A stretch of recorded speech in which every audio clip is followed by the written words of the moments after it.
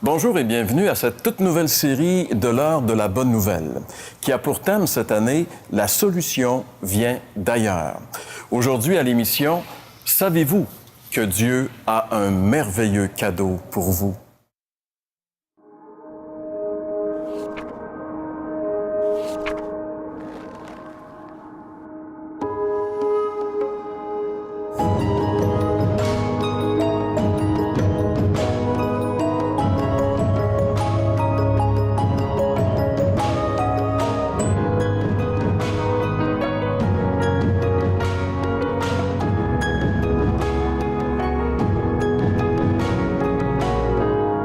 Alors, pour une autre année, et qui est la 52e, on s'embarque pour une autre série de l'heure de la bonne nouvelle.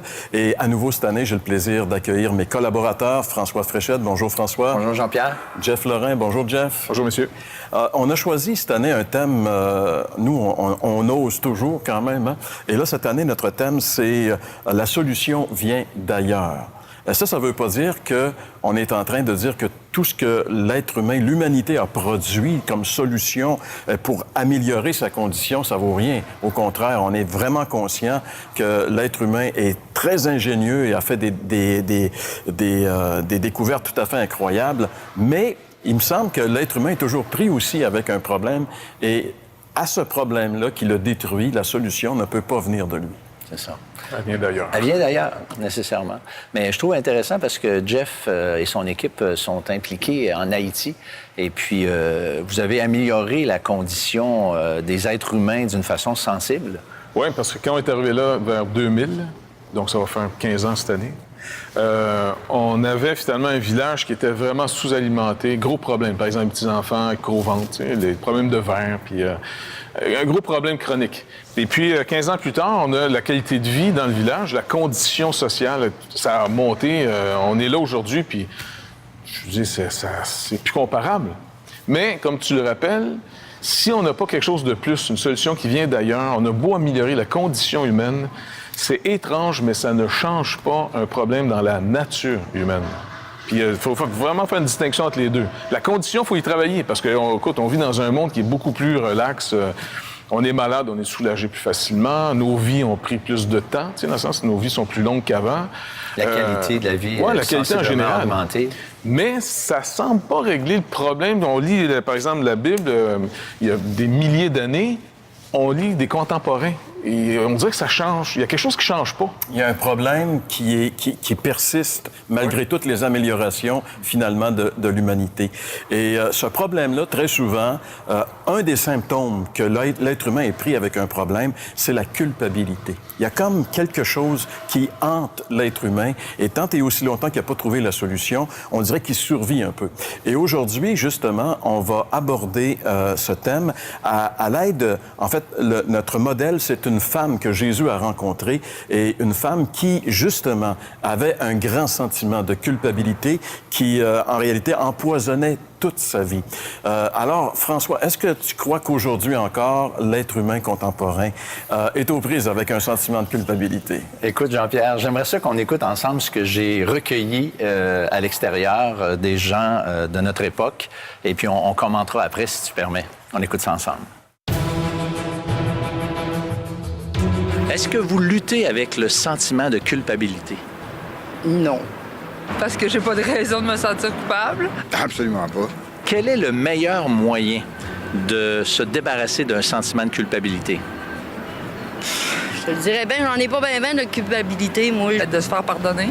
Bien, c'est sûr que ça dépend de la situation, mais si c'est par rapport à quelqu'un que je me sens coupable, je vais essayer peut-être de parler avec cette personne-là puis de me rattraper. Est-ce que c'est important pour vous de faire la distinction entre la faute et la personne qui commet la faute? Je pense que c'est les deux pareils. Je pense que c'est important de faire la différence. C'est pas facile de faire la différence. Ça prend du recul souvent. Est-ce qu'il y a une différence entre la culpabilité et la honte? Culpabilité, je pense que oui, il n'y en a pas. Ben, je veux dire, la faute et la personne qui le fait, c'est la même chose. Alors, François, le Vox Pop est quand même assez éloquent. On dirait qu'on a réussi à évacuer tout sentiment de culpabilité. En tout cas, c'est ce que nous donne le résultat très scientifique. Une demi-douzaine de personnes. Oui, c'est sûr que l'échantillonnage est pas vraiment représentatif, mais quand même, ça nous donne une idée de ce que les gens pensent. Si on prend un autre échantillonnage, par exemple, quelqu'un me parlait des statistiques des pharmaciens et on disait qu'en 2011, il y a eu au Québec plus de 14 millions d'ordonnances d'antidépresseurs. Donc, d'un côté, si on dit non, on n'a pas aucun problème de culpabilité, ça va très, très bien. Et d'un autre côté, qu'on bouffe pour 14 milliards d'ordonnances d'antidépresseurs, 14 millions, il y a comme ici une ambiguïté, là. Ou bien le médicament est vraiment efficace. ça se peut.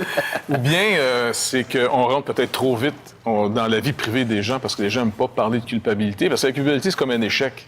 Fait que tu diras pas oui devant tout le monde. Oui, je me sens coupable, moi, là. Ouais, puis moi, j'arrive, il faut comprendre le contexte. Je veux dire, c'est comme si je demandais aux gens, puis ta vie sexuelle, c'est comment? Au micro, à la caméra. Il y en a déjà qui fuient la caméra juste en la voyant. Puis quand tu poses une question comme au niveau de la culpabilité, mais malgré tout, je suis convaincu que les gens qui ont répondu étaient tout à fait sincères et c'est vrai pour eux. C'est pour ça que quand même, les réponses qu'ils nous donnent, on les prend en considération. Absolument. Aussi. Je veux dire, ce qu'ils nous disent, nous, on croit que c'est la vérité quand même pour eux. Mais peut-être au retour, on peut voir comment Jésus, lui, fait pour rentrer dans ce qui est très intime, surtout quand c'est un échec de vie qu'on n'aime pas exposer, même que ça nous a isolés. Comment il fait, lui, pour rentrer dans une vie, là? On va voir ça au retour. Vous avez des questions ou des commentaires sur ce que vous venez d'entendre? Contactez-nous par téléphone ou réagissez sur les médias sociaux.